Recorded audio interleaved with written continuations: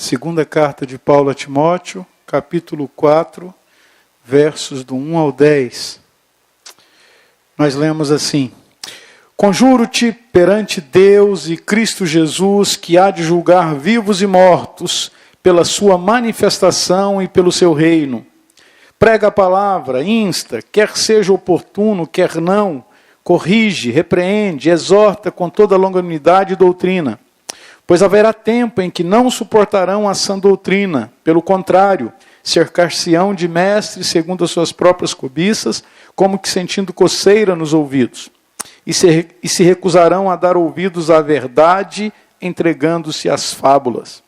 Tu, porém, sê sóbrio em todas as coisas, suporta as aflições, faze o trabalho de um evangelista, cumpre cabalmente o seu ministério. Quanto a mim, estou sendo já oferecido por libação, e o tempo da minha partida é chegado. Combati o bom combate, completei a carreira, guardei a fé. Já agora a coroa da justiça me está guardada, a qual o Senhor, reto juiz, me dará naquele dia. E não somente a mim, mas também a todos quantos amam a sua vinda. Procura vir ter comigo depressa, porque Demas, tendo amado o presente século, me abandonou, e se foi para Tessalônica, Crescente foi para a Galácia, Tito para a Dalmácia. Nem sempre, meus queridos irmãos, o ambiente em que estamos vivendo, mesmo em nossas igrejas, irá determinar que continuaremos envolvidos com Deus.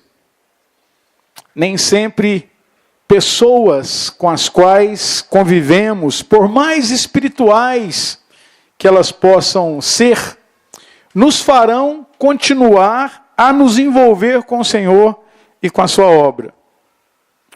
Também as experiências que nós já tivemos no passado, por mais bem-sucedidas que elas tenham sido, estas experiências não nos farão seguir em frente no objetivo de continuarmos envolvidos com Deus, com a sua igreja, com a sua obra. Eu tenho me incomodado muito com pessoas que se desanimam com Deus, pessoas que deixam de congregar, pessoas que decidem fazer outra coisa a não ser servir ao Senhor, a não ser vir para cultuá-lo. Interessante que o apóstolo Paulo, nesse texto, ele faz uma tremenda recomendação ao seu colega Timóteo, exortando-o a que ele continue envolvido com Deus e com a sua obra até o fim dos seus dias. Paulo exorta a Timóteo que cumpra cabalmente, completamente seu ministério. Veja o que ele diz no versículo 5. Tu, porém, sê sóbrio em todas as coisas, suporta as aflições, faz o trabalho de um evangelista, cumpra cabalmente o seu ministério. Agora, o que eu acho interessante é que, assim como o apóstolo Paulo exorta um colega a que permaneça envolvido com Deus até o fim dos seus dias, o mesmo apóstolo, no mesmo livro, na mesma carta para Timóteo, no mesmo capítulo, alguns versos para frente, 5 ou 4 versículos para frente, Paulo vai lamentar a perda de um outro colega que não era menos precioso para ele. Paulo vai dizer, então para Timóteo ele diz, Timóteo, cumpre cabalmente o teu ministério. E agora ele vai dizer no versículo 10, procura vir ter comigo depressa, porque Demas, tendo amado o presente século, me abandonou e foi para Tessalônica. Incrível isso. O que terá acontecido com Demas? O que aconteceu com esse homem? O que aconteceu com ele? Por quê? Por que ele abandonou Paulo no meio do caminho? Por que numa época em que ele, à semelhança de Timóteo, precisaria cumprir completamente a sua carreira cristã, nós somos notificados de que ele abandonou Paulo. Eu queria analisar a vida desse irmão, e apesar da pouca informação que nós temos sobre ele, eu gostaria, junto com vocês, de tentar entender um pouquinho o que aconteceu com Demas. A primeira coisa que eu queria destacar sobre Demas é que ele vivia num excelente ambiente.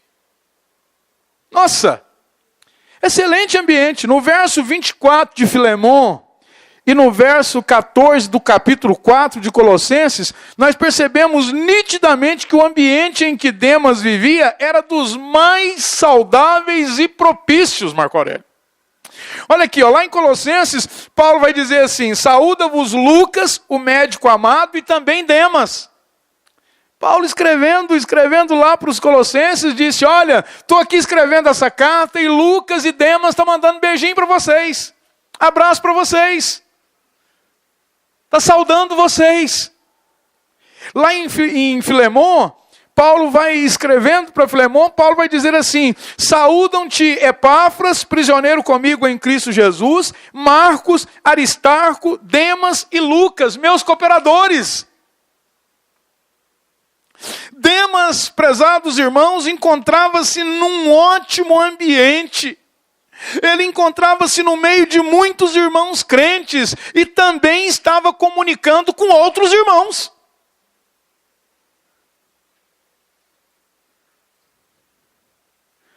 Por isso que eu digo que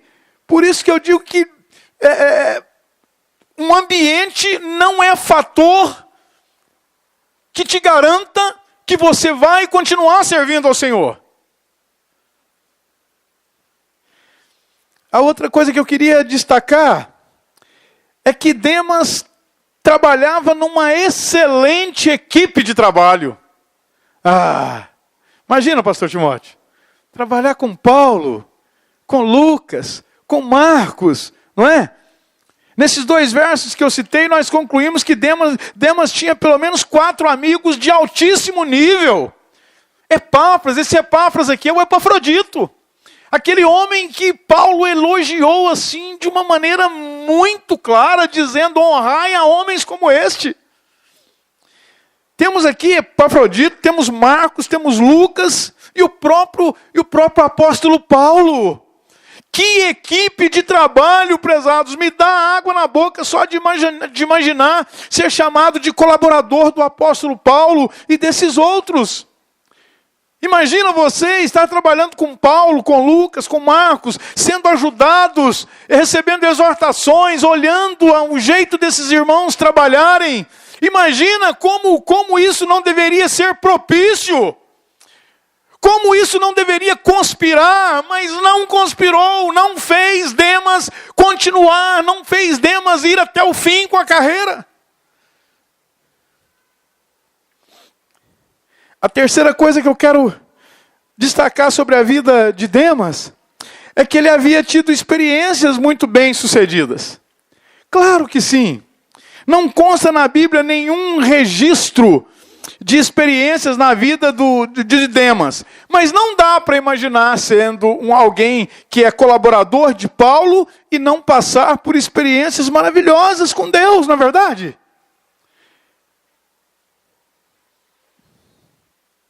Certamente Demas viu o livramento de Deus na vida deles de diversas maneiras. Nós sabemos quantas coisas aconteceram com Paulo, e Demas estava junto nesse ministério. Ele viu o poder de Deus, ele viu Deus agindo, ele viu Deus operando.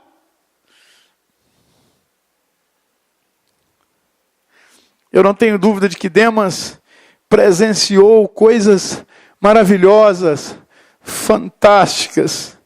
Mas novamente eu quero fazer essa pergunta: o que aconteceu com Demas? O que aconteceu? Um quadro tão propício, tão promissor, um ambiente tão agradável e maravilhoso, um círculo de amigos tão espirituais, tantas experiências de ver o livramento de Deus nas suas vidas, por que esse irmão não continuou sendo fiel e cada dia mais envolvido com Deus e com a sua obra? O que terá motivado esse irmão a abandonar uma vida com Deus e se envolver com as coisas do mundo? Isso precisa nos inquietar. Porque se aconteceu com ele, pode acontecer conosco.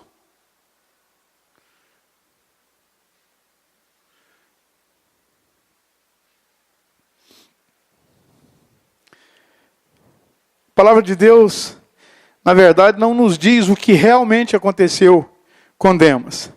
A palavra de Deus nos diz o que ele fez. Ou seja, a Bíblia diz que ele deixou de se envolver com Deus e se envolveu com o mundo. A palavra de Deus diz que ele amou o presente século. Mas se a palavra de Deus não fala sobre o que aconteceu de fato com Demas, ela fala sobre o que aconteceu com o colega de Demas, o apóstolo Paulo. E se nós não temos razões explícitas na Bíblia que nos fala por que determinada pessoa deixou de seguir ao Senhor, nós temos razões, evidências na vida das pessoas que completaram a carreira. Paulo era tremendamente envolvido com Deus e com a obra do Senhor. O maior apóstolo entre os gentios. Paulo soube como ninguém a valorizar as coisas eternas, as coisas de Deus, e por causa disso, Paulo tinha um grande envolvimento com Deus. Paulo faz uma exortação na segunda carta dele, no capítulo aos Coríntios, no capítulo 4, versículo 18 e 19, que certamente o seu colega Demas não considerou. Paulo vai dizer assim lá em 2 Coríntios capítulo 4, 17 e 18, porque a nossa leve e momentânea tribulação produz para nós eterno peso de glória acima de toda comparação, não atentando nós nas coisas que se veem, mas nas que se não veem, porque as que se veem são temporais e as que se não veem são eternas. O apóstolo Paulo aqui nesses versículos, prezados, ele nos afirma que uma vida de envolvimento com Deus é uma vida que deve ser vivida sem se basear nas circunstâncias do dia a dia. Quem quiser cumprir a carreira, quem quiser servir ao Senhor até o último dia de sua vida, não poderá considerar as circunstâncias do dia a dia. Não poderá basear as suas decisões naquilo de bom ou de ruim que lhe acontece. Ninguém que quiser levar uma vida de envolvimento com Deus poderá ficar observando as coisas difíceis que lhe acontecem, porque as que vemos são temporais, são passageiras. Qualquer um de nós aqui que começar a olhar para o lado, qualquer um de nós aqui começar a olhar as imperfeições do nosso irmão, do nosso líder, da pessoa que está pregando, qualquer pessoa que começar a colocar os olhos na temporalidade, nas circunstâncias do dia a dia, não seguirá até o fim o Senhor. Não seguirá. Pode vir o Billy Graham aqui pregar nesse púlpito. Pode vir o Billy Graham aqui pregar. Ou você pode vir para cá. Quando você tiver com sérios problemas de aceitação do seu irmão, pensa assim, se fosse eu, no lugar dele.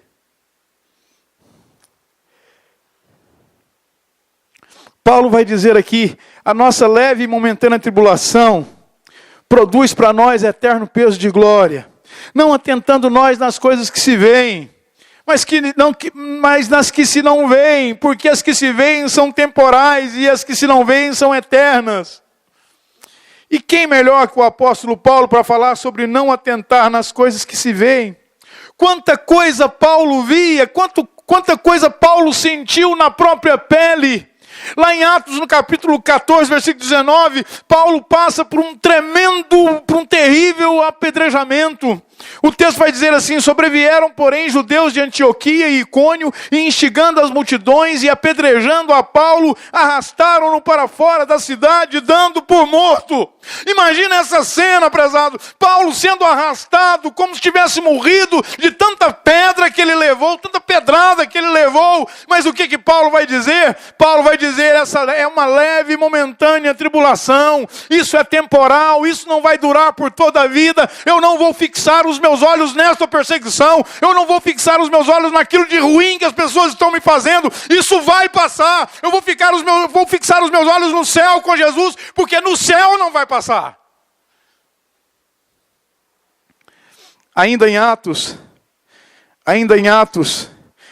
a Bíblia vai dizer que Paulo levou chicotadas horrorosas. Levantou-se a multidão unida contra eles, e os pretores, rasgando-lhes as vestes, mandaram açoitá-los com varas.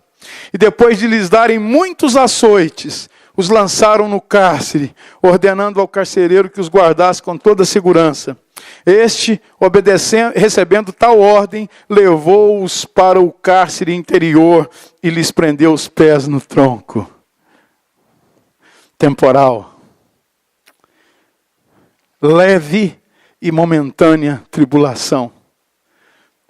Às vezes a gente pensa só no céu, a eternidade no céu, com coisas boas.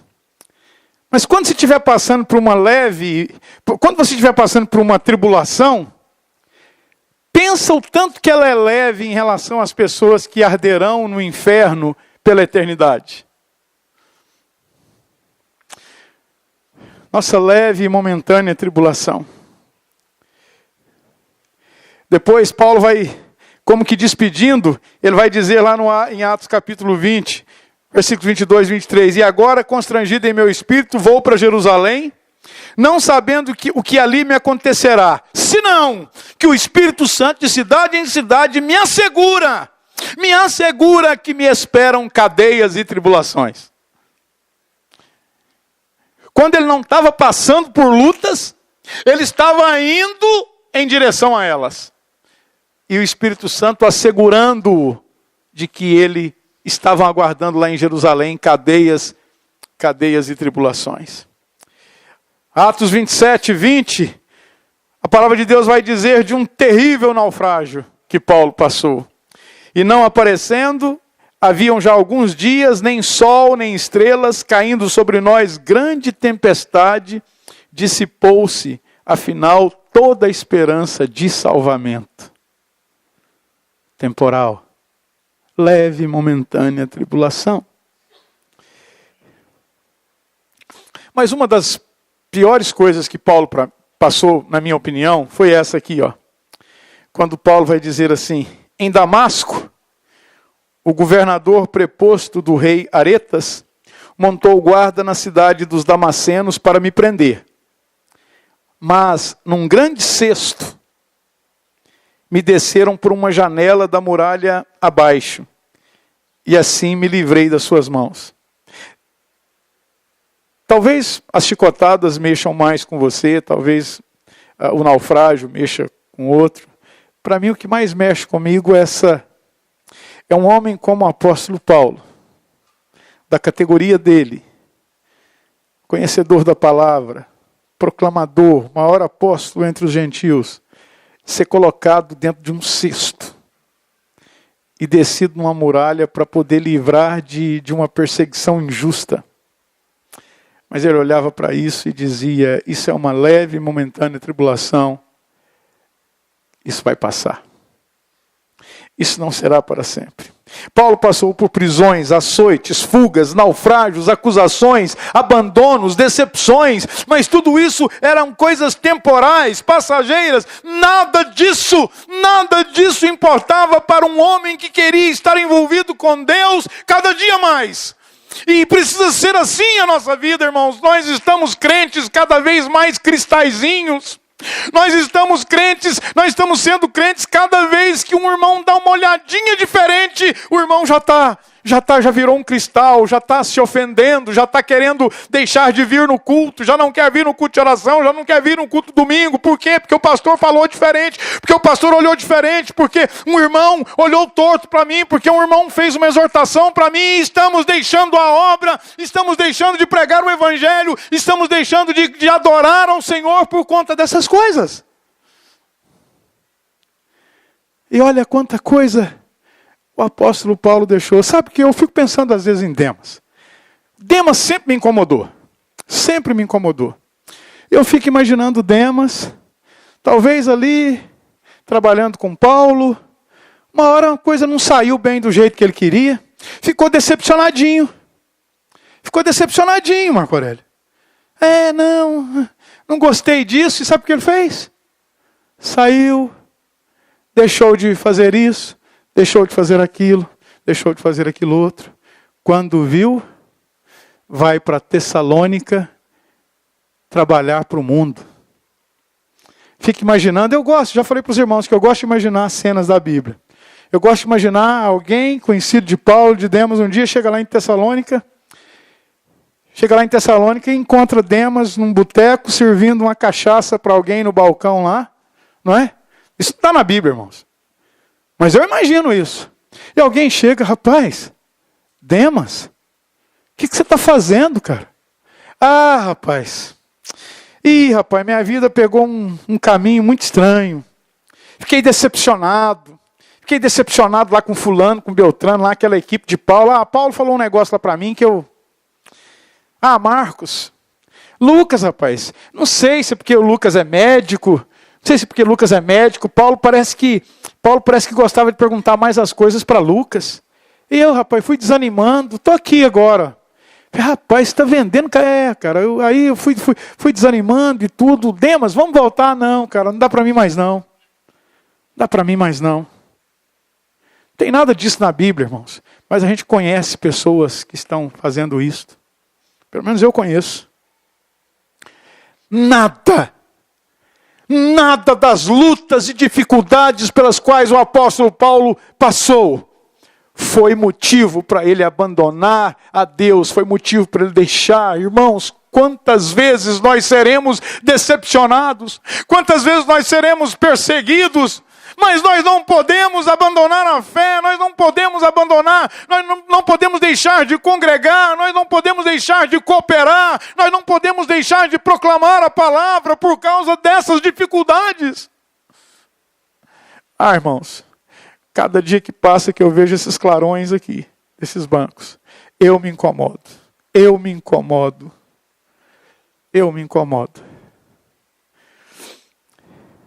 Paulo não se importava com os aperreios, com as tribulações, porque ele sabia que era leve e momentânea tribulação, e ele sabia que era temporal. Ele não se atentava nas coisas que ele via, mas nas que ele não via. E veja as coisas que de fato importavam para Paulo. Falei várias coisas pelas quais ele passou, não é? Mas o que importava para Paulo, por exemplo, era a coroa da justiça. Ele vai dizer assim, ali mesmo, nesse texto que nós lemos. Já agora a coroa da justiça me está guardada, a qual o Senhor, reto juiz, me dará naquele dia. E não somente a mim, mas também a todos quantos amam a sua vinda. Paulo esperava ser coroado no céu com a justiça procedente daquele que cumpriu toda a lei e o justificou para Deus, o Senhor Jesus. Paulo olhava para a perseguição, Paulo olhava para aquele momento no cesto, para aquela humilhação do cesto, a humilhação das chicotadas, a humilhação do naufrágio, a humilhação de tanta coisa ruim que ele passava. E o que ele via? Ele não colocava os olhos nessas coisas temporais, ele colocava os olhos no céu e na coroa da justiça que ele iria receber na hora que ele chegasse no céu. Era isso que motivava o apóstolo Paulo, é isso que devemos nos motivar, não é ficando como cristalzinhos, ficarmos ofendidos por qualquer coisa e abandonarmos coisas importantes da obra do Senhor. Não podemos ser desses. O que motivava Paulo era a sua casa no céu. Ele vai dizer lá em Filipenses: pois a nossa pátria está nos céus, de onde também aguardamos o Salvador, o Senhor Jesus Cristo. A minha casa está no céu, a minha pátria está no céu, é para lá que eu vou e vou viver eternamente lá. Depois, em 2 Coríntios, ele vai dizer: e por isso, neste tabernáculo, nesse corpo, gememos, aspirando por sermos revestidos da nossa habitação celestial. Não é que a gente não sente a humilhação. Não é que a gente não sente as tribulações da vida. Não é que a gente não se ofende muitas vezes.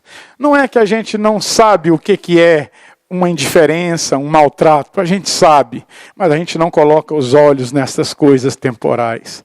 A gente coloca os olhos no céu, na nossa pátria celestial. A gente coloca os olhos na justiça, na coroa da justiça que vamos receber do Senhor. Paulo esperava por aquele dia glorioso em que iria habitar o céu, lugar da habitação de Deus, e viver lá pela eternidade, onde as coisas ruins, temporais, não mais existiriam. Outra coisa que importava para o apóstolo Paulo, quando ele passava por essas grandes lutas pelas quais ele passou, era a companhia de Cristo. Em Filipenses ele vai dizer assim no capítulo 1, versículo 23. Ora, de um e outro lado estou constrangido, tendo o desejo de partir e estar com Cristo, o que é incomparavelmente melhor. E depois ele vai dizer ainda para os coríntios: entretanto, estamos em plena confiança, preferindo deixar o corpo e habitar com o Senhor. Habitar com o Senhor. Esse é o sentimento que precisa haver no coração de quem quer estar envolvido com o Senhor e com a sua obra. Querer estar com Ele, contemplar a glória dEle, conhecê-lo como hoje somos conhecidos por Ele. É isso que deve nos motivar. Querer estar com o Senhor, querer vê-lo face a face, querer que Ele atue de uma forma majestosa em nossas mentes e nossos corações. E para finalizar, prezados, eu penso que Demas deixou de observar alguns princípios importantíssimos na palavra de Deus e por isso ele se envolveu com o mundo. Eu queria pontuar rapidinho aqui. Primeira coisa que eu acho que, primeiro erro de Demas, ele pensava demasiadamente a respeito dele mesmo. Se achava. Só quem se acha se ofende com muita facilidade. Só quem se acha, só quem pensa demasiadamente a respeito de si mesmo, se vira cristalzinho. Por quê? Porque acha que é mais.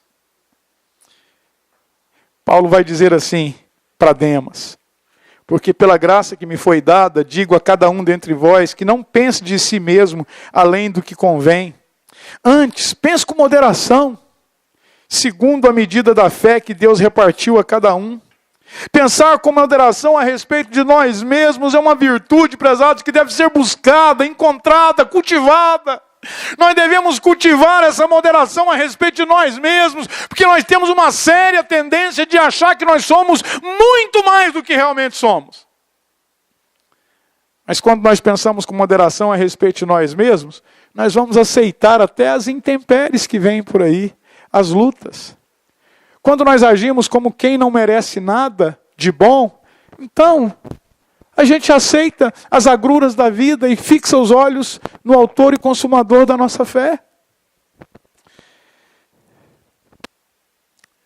Outro erro que Demas cometeu para mim é que Demas não praticava o princípio que Paulo praticava, de viver contente em qualquer situação. Paulo vai dizer assim: digo isto não por causa da pobreza, porque aprendi a viver contente em toda e qualquer situação. Tanto sei estar humilhado, como também ser honrado. De tudo e em todas as circunstâncias já tenho experiência, tanto de fartura como de fome, assim de abundância como de escassez. Tudo posso naquele que me fortalece. Ai, irmãos, o motivo que levava Paulo a estar contente em qualquer situação era que quem o fortalecia, tanto na abundância como na escassez, era o Senhor Jesus. Com fartura ou não, é o Senhor que deve nos fortalecer. E para isso, prezados, independe de qualquer circunstância que estamos vivendo. Qualquer uma. Infelizmente, tem gente que acha que muitos não sabem viver com a falta das coisas, com a escassez, mas tem gente que não sabe viver também com abundância.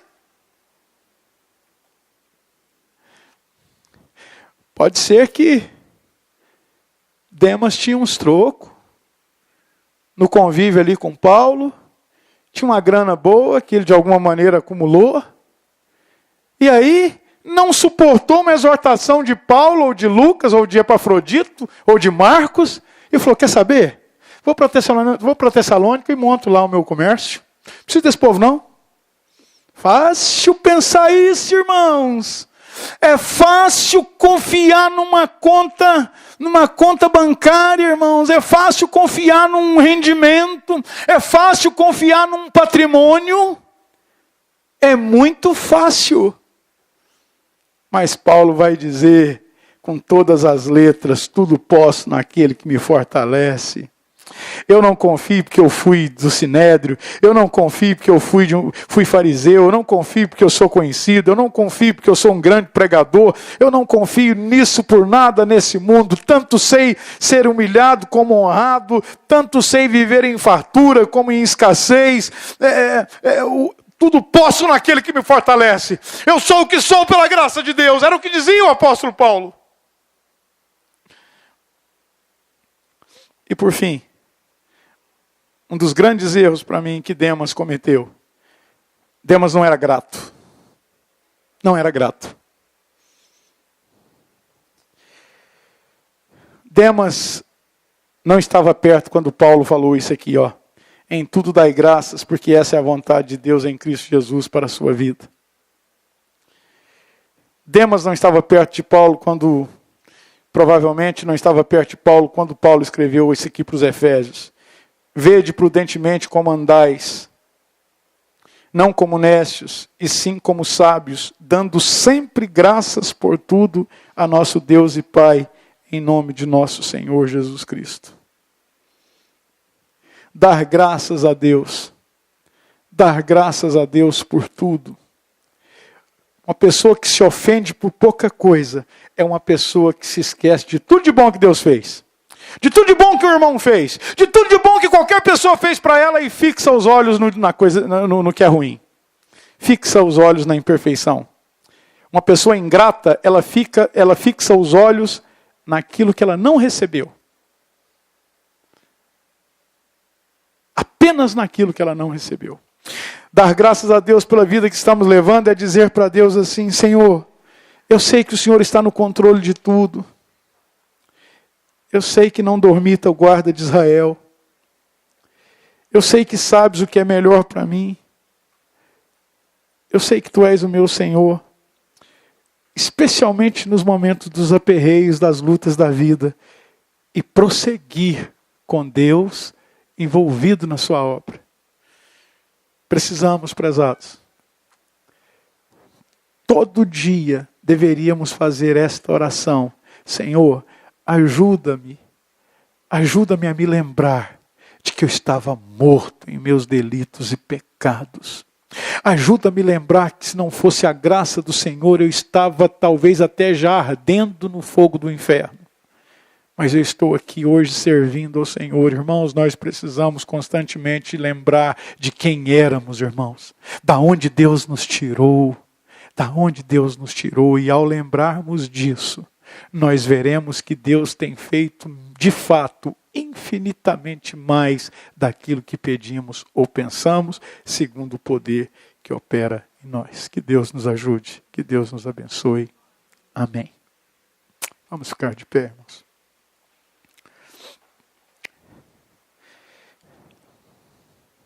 O que aconteceu com Demas?